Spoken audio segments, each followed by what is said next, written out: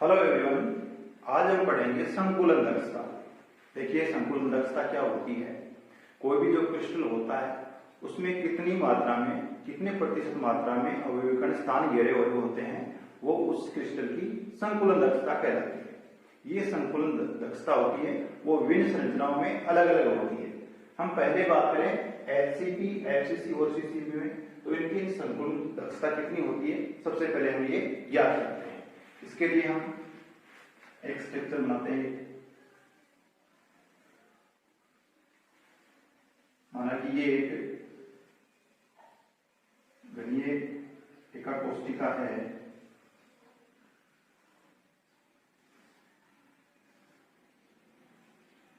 FCC type की, इस type की, तो इसके प्रत्येक कॉर्नर के ऊपर अवयवीकरण होंगे जिनको मैं गोलों के रूप में इस प्रकार से प्रदर्शित करें।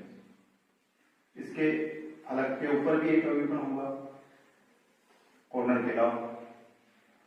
यहां पर ये जो ए से लेकर के सी तक की जो दूरी है इन गोलों की, इन त्रिज्याओं को मैं आर से लिख रहा हूं। इस गोले का केंद्र ये, तो यहाँ पर आर और R2 होगी और ये एक। अब हमारे पास में इस चित्र के अनुसार ए बी सी एक समकोण त्रिभुज बन गया।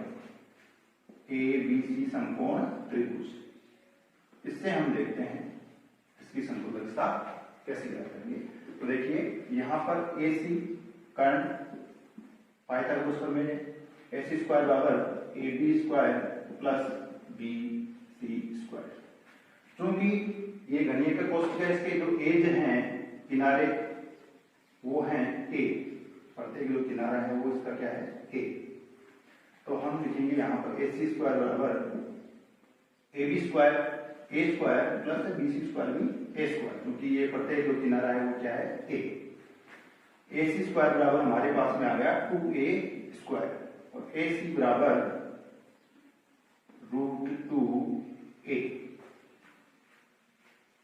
क्योंकि यहां इस चित्र को ध्यान से देखेंगे तो ए सी जो दूरी है ये 4r से मिलकर बनी हुई है, क्योंकि ए सी बराबर है 4r। तो यहां पर हम लिखेंगे ए सी बराबर 4r बराबर √2 इंटू ए बराबर आ जाएगा 4r कोण √2। अब हम बात करें इस एकक कोष्ठिका के कुल आयतन। तो घनीय एकक कोष्ठिका है, तो घनीय एकक कोष्ठिका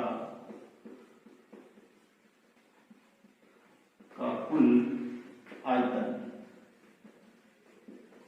ए क्यूब। ए हमारा है 4r कोण √2। जब हम इसका क्यूब करेंगे तो हमारे पास में आएगा 16 √2r क्यूब। ये हमारे पास में घनीय एकक कोष्ठिका का कुल आयतन है। क्योंकि ये एफसीसी स्ट्रक्चर है, तो इसमें अभी कणों की संख्या होगी वो होगी 4। तो एक गोले का जो आयतन होता है, एक गोले का आयतन वो होता है 4/3 पाई r क्यूब। इसमें 4 गोले हैं, 4 अवयवीकरण, तो 4 गोलों का आयतन होगा 16/3 पाई r क्यूब।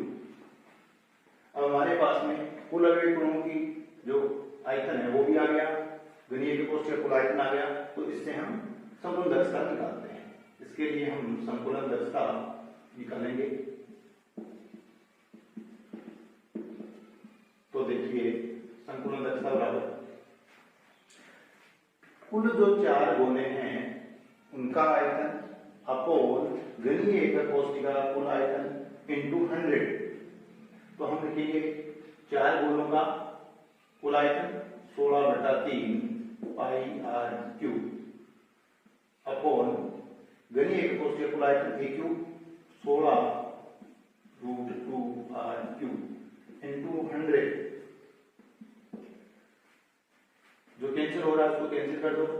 r क्यूब से r क्यूब कैंसिल हो गया, 16 से 16 कैंसिल हो गए, ऊपर बच गया पाई का मान हो गया 3.142 इंटू 100 अपॉन √2 का मान 1.414 इंटू ये 3। जब आप इसको सोल्व करोगे तो आपके पास में संपूर्ण दक्षता ही आएगी 74%। चलिए अब देखते हैं हम बीसीसी में संकुलन दक्षता। बीसीसी स्ट्रक्चर होती है, उसमें क्या होता है, जो अवयवीकरण है वो कॉर्नर के ऊपर तो होते हैं। कॉर्नर के अलावा एकक कोशिका के केंद्र में भी अवयवीकरण पाया जाता है।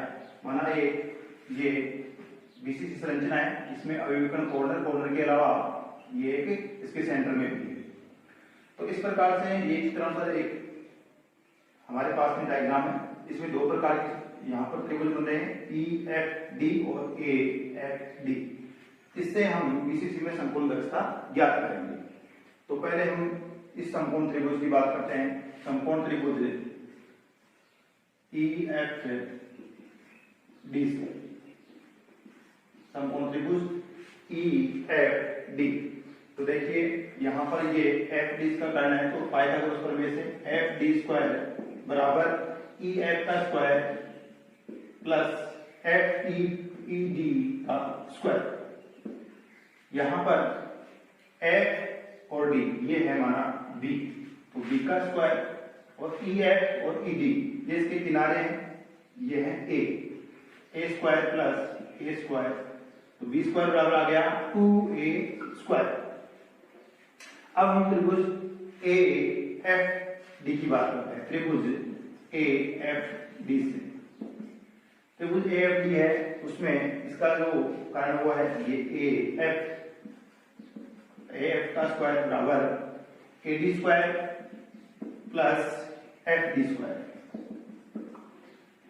AF स्क्वायर ऐसे F है वो माना C है, तो C का स्क्वायर बराबर AD, ये इसका किनारा एज है वो है A square plus FD square. FD square ये है हमारे पास में B स्क्वायर का मान 2A स्क्वायर, तो इससे हमारे पास में आ गया 3A स्क्वायर। यहाँ पर हम लिखेंगे इसको इस प्रकार C बराबर √3 इंटू A। क्योंकि इसको ध्यान से देखिए, C बराबर ये जो A से F तक की दूरी है वो है एक R इधर, एक R ये और एक R ये, कुल मिलाकर के C बराबर हो गया 4R। तो ये मान यहाँ पर रखते हैं, 4R बराबर √3 इंटू A। A बराबर आ गया हमारे पास में 4R अपॉन √3। अब हम निकालते हैं इसका कुल आयतन। इसका कुल आयतन होगा कुल आयतन के लिए देखिए, कुल आयतन एकक कोशिका कुल आयतन होगा वो होगा A का क्यूब यहाँ पर निकालेंगे तो देखिए 4R अपॉन √3 का क्यूब बराबर ये हो जाएगा 64R³ अपॉन 3√3। आगे हम बात करें तो देखिए, एक जो गोला होता है उसका आयतन होता है, एक गोले का आयतन वो होता है 4/3 πr³। क्योंकि ये बीसीसी संरचना है तो इसमें कुल अवयवीकरण होते हैं वो होते हैं 2, तो दो गोलों का आयतन 2 × 4/3 πr³। ये इसका दो गोलों का कुल आयतन। अब निकालते हैं इसकी संकुलन दक्षता। तो संकुलन दक्षता के लिए देखिए,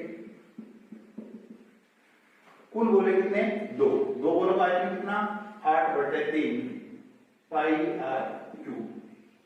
यहां पर कुल आयतन कितना 64R³ 3√3 इंटू 100।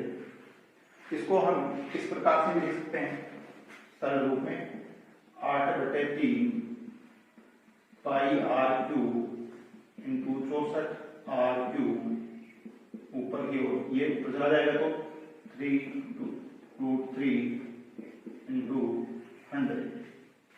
R³ से R³ कैंसिल हो गया, इस तरीके से ये 3 कैंसिल हो गया, 8 से ये कैंसिल हो गए 8। ये हमारे पास में ऊपर बचा पाई का मान 3.142 इंटू √3 का मान 1.732 इंटू 100 अपॉन 8। जब इसको हम सोल्व करेंगे तो हमारे पास में मान आएगा, वो आएगा 68%। अब हम संकुलन दक्षता ज्ञात करेंगे सरल गणीय जालक में। तो देखिए सरल गणीय जालक जो होता है वो इस प्रकार से होगा।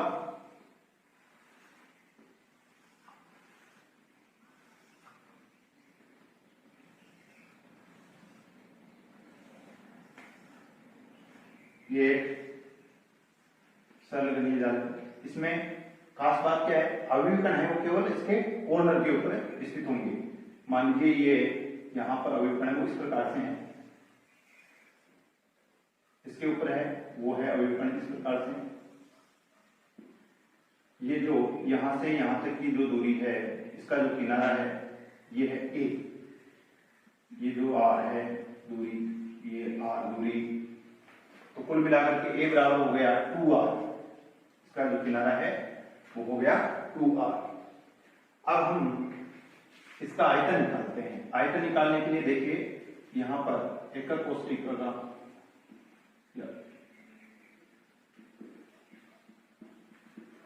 आयतन निकालते हैं। आयतन के क्यूब, ये हमारे पास में है 2r, इसका मतलब 2r का क्यूब बराबर 8r क्यूब।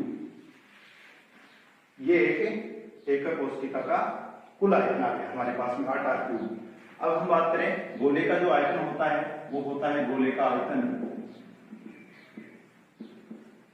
4/3 पाई r क्यूब। क्योंकि ये सरल गणीय जालक है तो इसमें अवयवी कण हुआ वो होगा 1, तो एक गोले का आयतन हमारे पास में काम आएगा। तो एक गोले का आयतन इतना होता है। अब हम संकुलन दक्षता निकालेंगे इसे। तो संकुलन दक्षता निकालने के लिए देखिए हमारे पास में यहाँ पर कुल गोले कितने हैं, एक गोले का आयतन है ये, तो ये लिखेंगे हम 4/3 पाई r क्यूब अपॉन एकक कोष्ठिका का कुल आयतन कितना है 8r cube into 100। r cube से r क्यूब कैंसिल हो गया, हमारे पास में यहाँ पर ये कैंसिल हो गए 2 से। अगर इसको हम लिखें तो ये यहां पर बचेगा, ऊपर बचेगा पाई का मान 3.142 इंटू 100, नीचे बचेगा 3 × 2 6। जब आप इसको सोल्व करोगे तो हमारे पास में आएगा 52.4%। तो सरल गणीय जालक में संपूर्ण दक्षता होती है वो होती है 52.4। तो आज के इस वीडियो में हमने देखा है कि जो HCP, CCP, FCC में जो संपूर्ण दक्षता होती है वो होती है 74%, VCC में होती है वो होती है 68% और सरल गणीय जालक में 52.4% संकुलन दक्षता।